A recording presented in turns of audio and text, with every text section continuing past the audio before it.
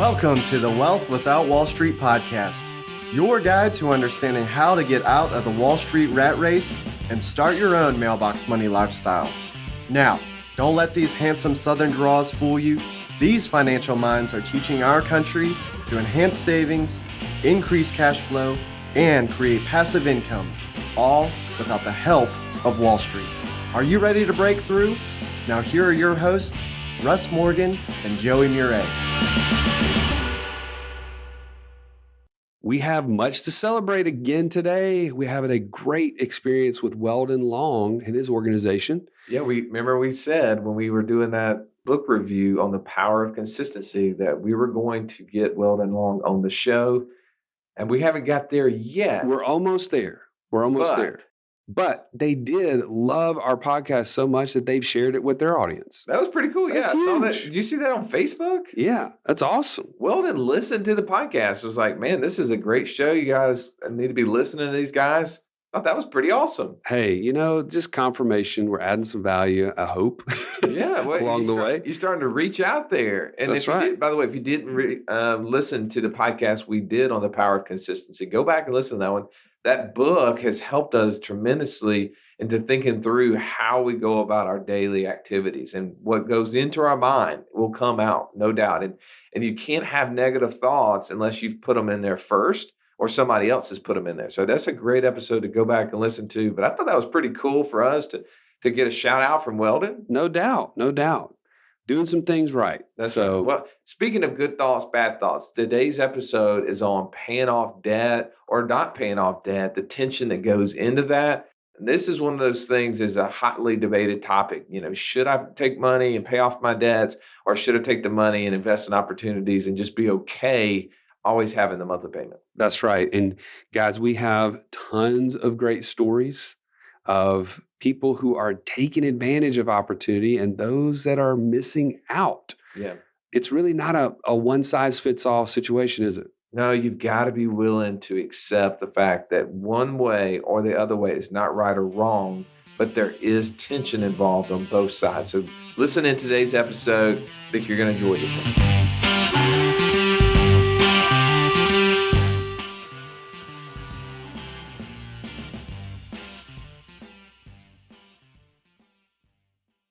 Okay, easy. Tell me, how old were you in 2004? Oh gosh. 14 years ago? 10. 10? Wow. Are you serious? Okay, yeah. I'm not going to ask this question of you. Slip over here. Hold on, before you do that. You just called him Easy. Yeah, Easy. Like Easy. Easy E? Was that even in the running of names for him for his podcast name? I had a conversation with him the other day. Yeah. I said, I believe Easy E is the winner. And he agreed, and we've moved on. Well, straight out of Compton. I mean, this is not even a democracy at this point. I don't know if it's straight out of Compton. I'm thinking more like Easy, like Sunday morning, but you can take it as you got. I can see that. But I was thinking downtown Ernie Brown had it. No? It was up there, but he and I both agreed with me. I got outvoted. Okay. All right, Easy E it is. I'm sorry. Continue. All right. What hurricane hit New Orleans in 2004? Katrina, of course. Yeah, Katrina. Everybody knows that. Well, you know that because you used to live in New Orleans, but whatever. I knew that too. Dude, you know how many people transplanted from there to Birmingham? How many? It was, I don't know how many. It was a lot, though. You see, he wanted me to just agree with him. He thought I was going to be like, oh, yeah, I know how many. No, I don't know. It was you got a computer dramatic. I bet you could figure it out, but that's not the purpose of my question. My question is this important when we're talking about paying off debt and the burden of paying off debt? It reminds me of a story that one of my mentors had shared with me. So there was a conference I used to go to all the time. It was in New Orleans.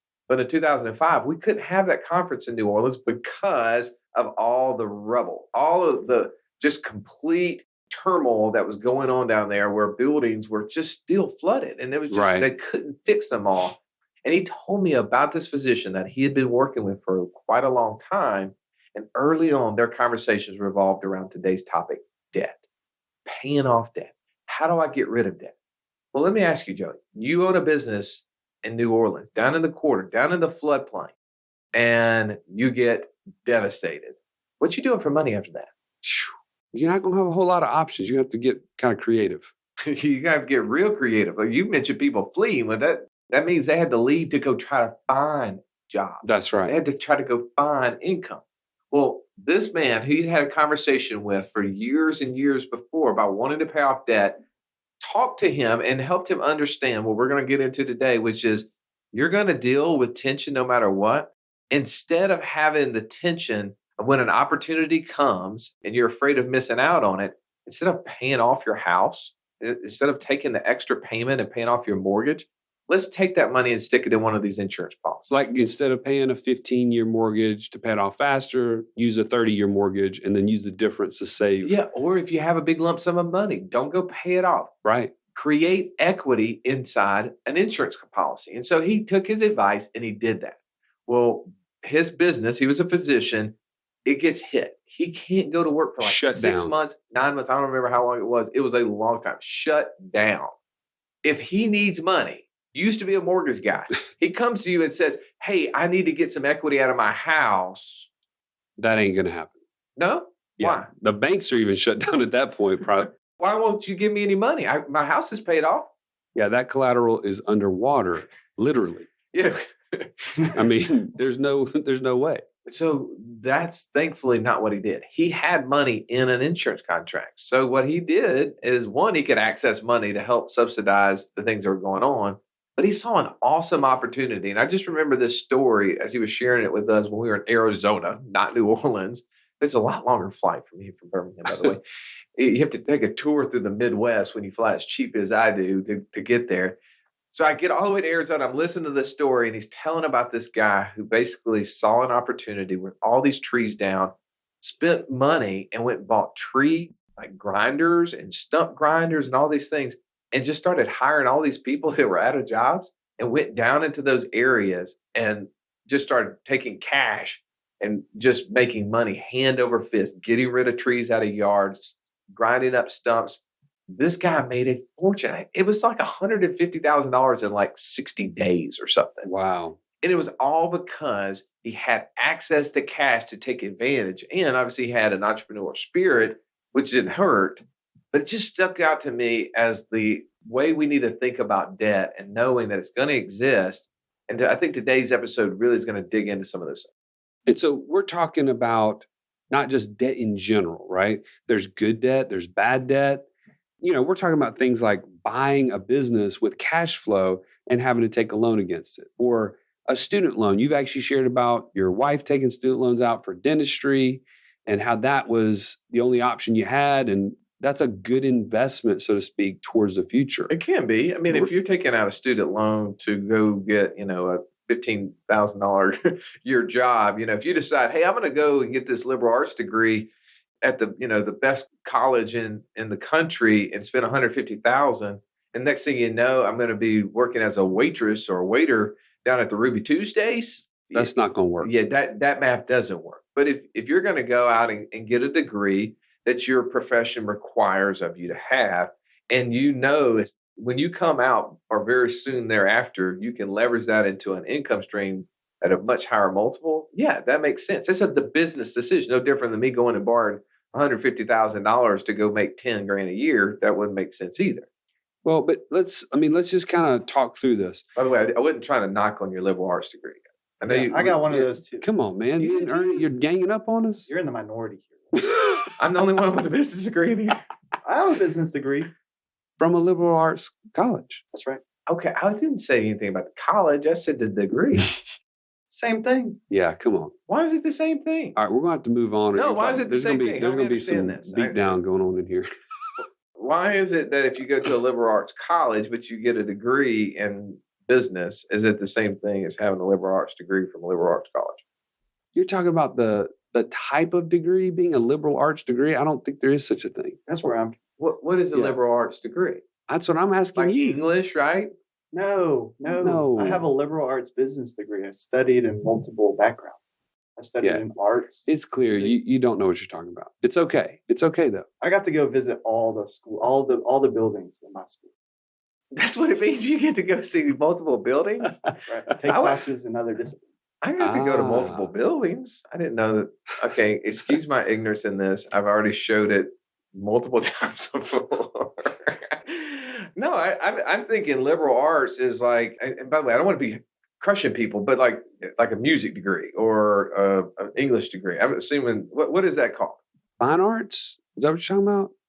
Bachelor of Arts degree. Moving on. Got a problem? Sorry. Anyway, I don't have a problem with that. Anyway, let's get back. Let's get back. Okay. My brother-in-law had a history degree, but then he went back and became a veterinarian. So people are dealing with debt. There's a tension. Okay. I've got to the get people out. who have bad degrees have lots of debt. This is going nowhere. No, it is going somewhere. Go. Okay.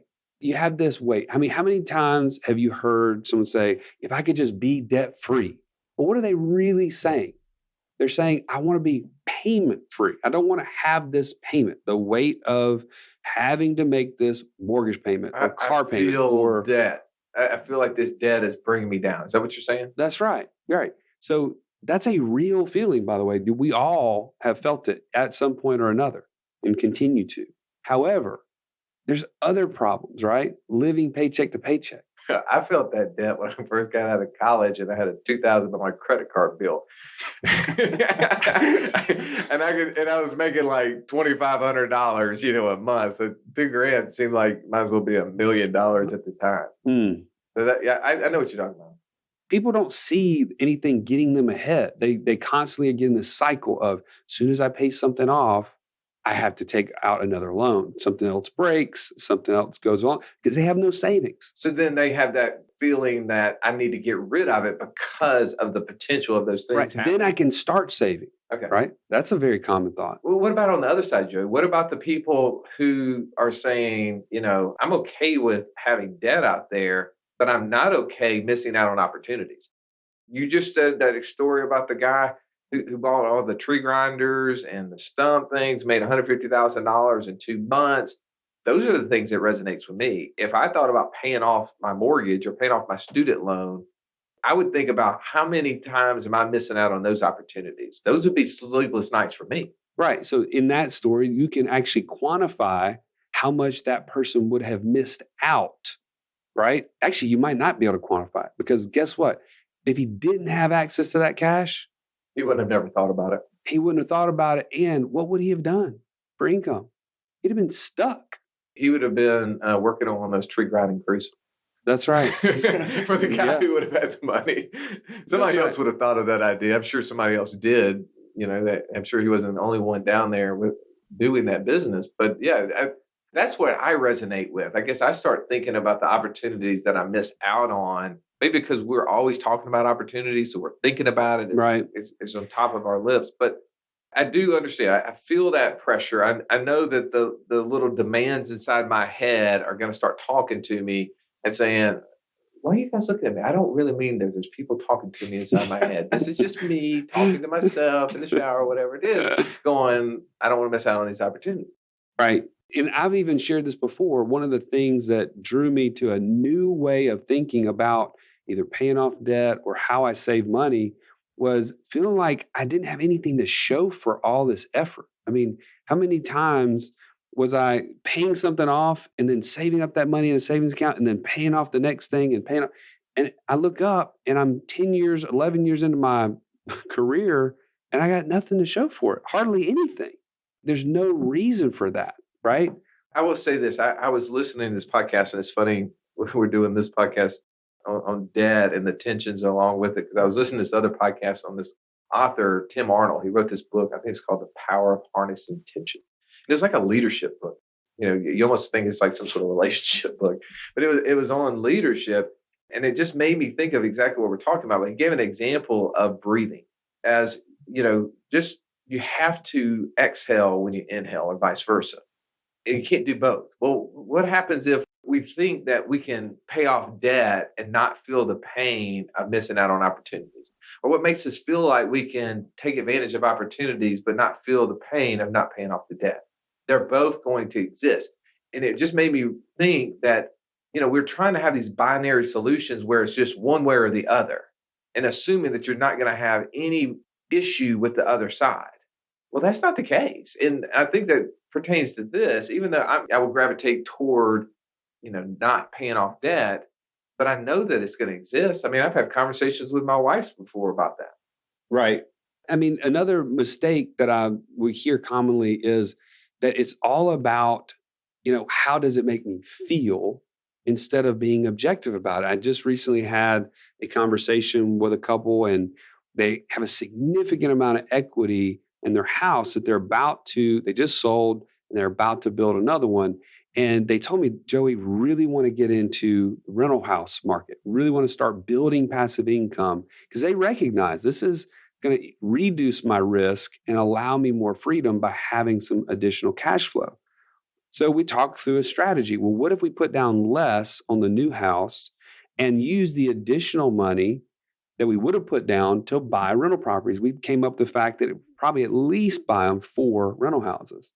Well, do you realize the cash flow from those rental houses would be more than what the new mortgage would be?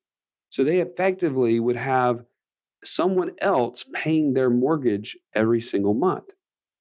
Well, we came up with the whole plan. They came back to me a couple of weeks later and said, Joey, we know it probably makes more sense, but I just feel like it's better for us to pay off this house as fast as we can. Now, that's a lot of what we've been taught, right? From Wall Street, from Dave Ramsey. We've talked about him before. He actually makes you feel dumb for having debt, where debt is dumb. He talks about that.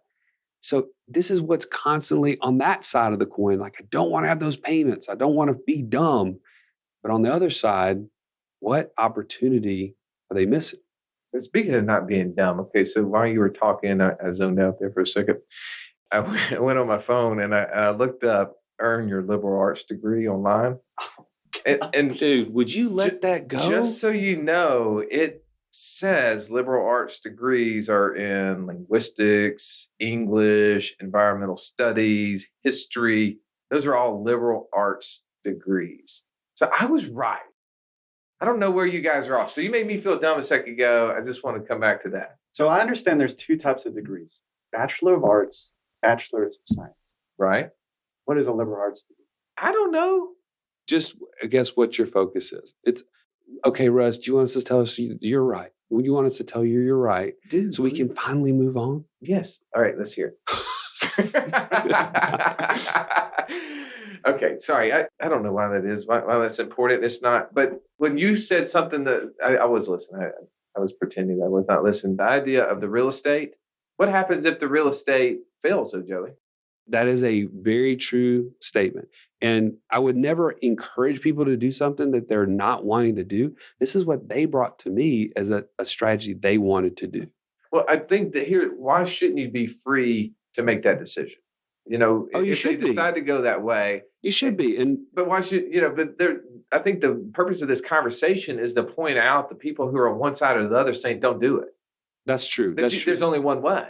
And at the end of the day, as long as they know objectively both sides of that tension, as we keep talking about, then I'm fine to help you get to your goals no matter what, right? That's our agreement to you and to others, our clients. We're constantly going to work with you and catch you where you're at and help you continue to grow. Well, I can tell you, when I heard that story, I came home to my wife and I said, look, we're not going to pay off the house. That's just not going to happen. We're going to take this extra money throughout our life, and instead of paying it down on extra principal and things, we're going to use this money. We're going to pay this mortgage off over 30 years. Be perfectly honest, I'm going to refinance this thing down the road. We're still in this house. By the way, that house, we moved twice from since then, maybe 3 times if I really started counting. And I've taken the principal and I've taken that money and I've put it in life insurance policies. And when I was sitting with a couple just the other day having this discussion, Joey, we had the idea. They said, I want to pay off my house. I want a 15-year mortgage instead of a 30. I said, let me show you an example, just so you know. I'm not telling you this is what the only route you have to go, but here's an idea. What if you took the $1,000 a month difference in payments, because that's what it was, and we put that into something that earned 4% over the next 15 years? And let's look at your 30-year mortgage, and in 15 years, figure out how much you owe. And the 30-year mortgage, by the way, was at 4%. It's not rocket science to tell you that the cash that they were accruing at 4% over 15 years was exactly the same amount of money that they owed on the 30-year mortgage in 15 years. So they effectively had the ability to pay it off out of their policy. The same time. Same time. I said, but what else are you getting? If we decide to do it this way, we decide to put it in a life insurance policy. What do you get immediately when you buy a life insurance policy? Easy? A lot of death benefit. A death benefit, right? What else do you get? Creditor protection. Okay, what else do you get? Access to cash. Man, that's good stuff there, because whenever you're in a scenario like we just talked about with the guy in New Orleans, that's big. But you know what else you get? You also get some health benefits. There's disability protections with these life insurance policies. There's critical illness and terminal illness protection. There's added things on top of this that we're talking about, not to mention collateral. I've seen people leverage these policies in order to go buy other things. Right. And I said, what if we paid it off in 15 years? That's fine. You want to get rid of the house in 15 years? Good. Perfect.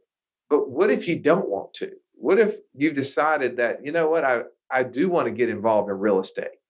I do want to get involved in this business. And I'm going to use this money just the same way they would have tried to get equity out of the house to do it. Because then anything you're buying, you got to go find money somewhere. You can borrow it from somebody. Would you rather borrow it from an insurance company that has 2 questions when you want it, which is how much and where you want me to send it? That's right. Or do you want to go to the Murrays of the world when he was back in the mortgage business that has paperwork that, that'll just wear out your arm before you even finish signing? Yeah, that's a joke. But so no comparison. We don't want to be in that position, right? Yeah. So we always want to give a practical step. This is good information, right? Maybe some things you haven't ever thought about before, but practically we've actually provided the first step is figure out what debts need to be paid off and how soon, how to prioritize those. We have a priority payoff guide in the show notes for you to download. What that's going to do is going to teach you, okay, maybe this particular debt is in the danger zone. That's one of the first things I need to pay off. Okay. The second one might be a caution, like maybe you need to get this paid off as you can, but it's not urgent. The rest might be a comfortable debt, something that might be worthwhile just keeping out there for a while. But here's the other part of that. Some loans, you've actually purposely put yourself in to pay off as soon as possible, like Russ talked about with the 15-year mortgage. I've heard people take auto loans that they could have taken for 6 years, and they took it for 2 or 3. And now they've got this massive payment because they just want to pay this off as soon as possible. Well, that may not play into this calculator the way that we've designed it. So just be cautious about that. And we want to help you through that. If you have questions, of course, you can always schedule a call. We'll go over that. So first of all, download the priority guide, payment priority guide. That's a neat tool, by the way. And whenever we started using that tool, it really opened people's eyes. Right. Just to see the urgency in paying off certain debts over others. And it's amazing how many times I've seen it be the one that they thought they should pay off first. When they looked at the guide, they used the calculator, it turned out it wasn't the case. Right. And I think that's a great tool to have access to.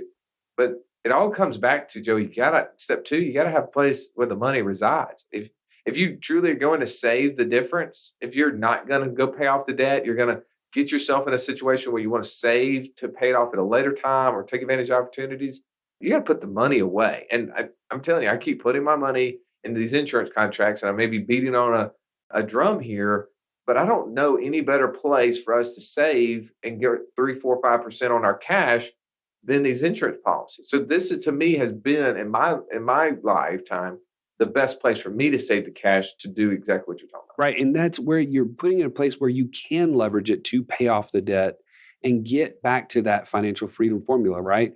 More passive income, greater than monthly expenses. Yeah, so you're reducing that expense side. Yeah, if you're using that calculator, you're reducing the cash flow, because that's all it's trying to do, is trying to figure out where the cash flow, or freeing up cash flow, trying to reduce the payment that has the most impact on that formula, right? Right. So obviously download the guide. Secondly, warehouse it in the proper place. And 3, just relax. Enjoy the difference. Are you talking to me, relax? Or are you talking to Easy over here? Easy, he's kind of tightly wound. So, you gotta. You see how fired up he got when I was going after his BA degree? Oh, hey. I did not get a Bachelor of Arts degree. You did? Oh, see, now he's on though. Did you get a BA degree? I'm not going to even answer that. I'm not going to. Which, by the way, I did research it again, and it does say a BA, the difference between a BA and BS is that BA, you go out and get lots of different ideas and works in different fields, where If you get a BS, it's more technical, more specific. Thank you, Russ. I was not going to be able to sleep tonight without you sharing that. Well, there's somebody in here that's BS. Like me that doesn't know the difference between BA and BS unless you grew up in the 80s. So that wasn't me, by the way.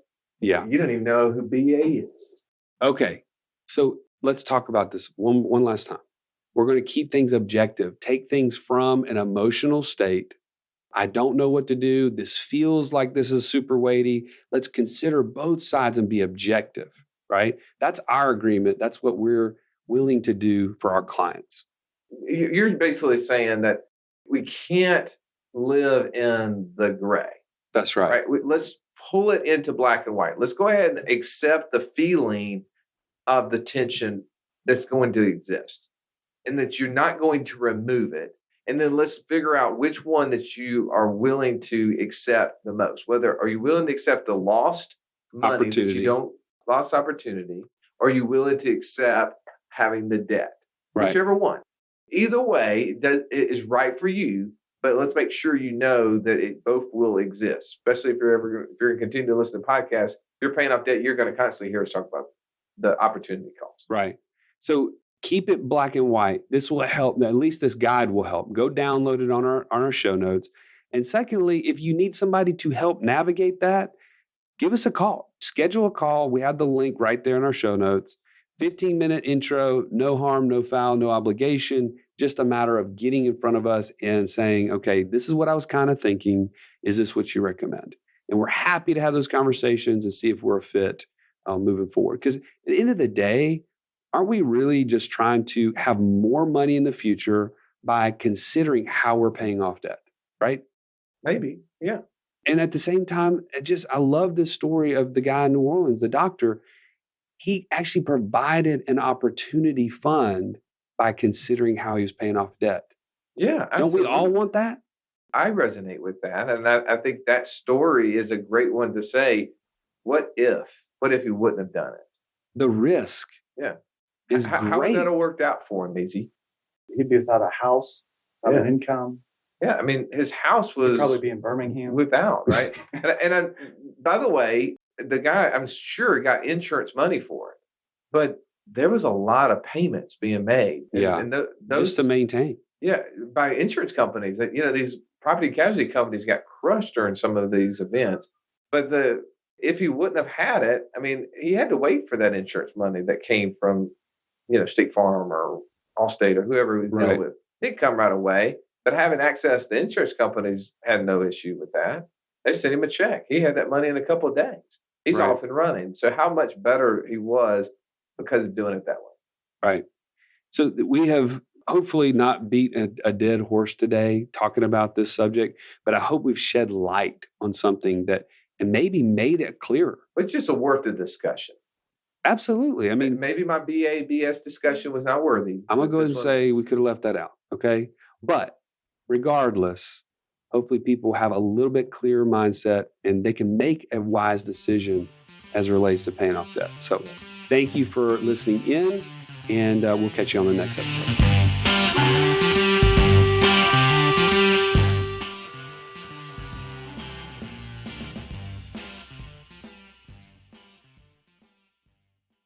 Stallion, this episode, you got hot with me, man.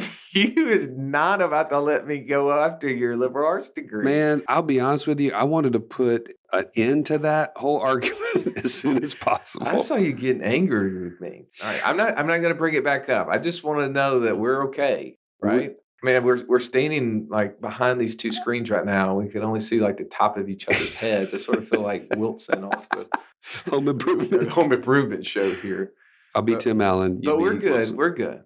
Yeah, we're good. That episode was fun though. It was, there was some tension in there outside of the idea of just trying to pay off debt or not pay off debt. We had some other tensions. I felt like that was good. Well, I mean, what a great thing to point out. The tension is there and people feel it, but I don't know that we really talk about it enough. So this is, for me, I feel like it was getting something out in the open that maybe people don't always think about. Well, and as long as we're not thinking of things in a kind of a binary way that it's only this way or it's only that way, we're evaluating both sides. We're accepting the tension that exists.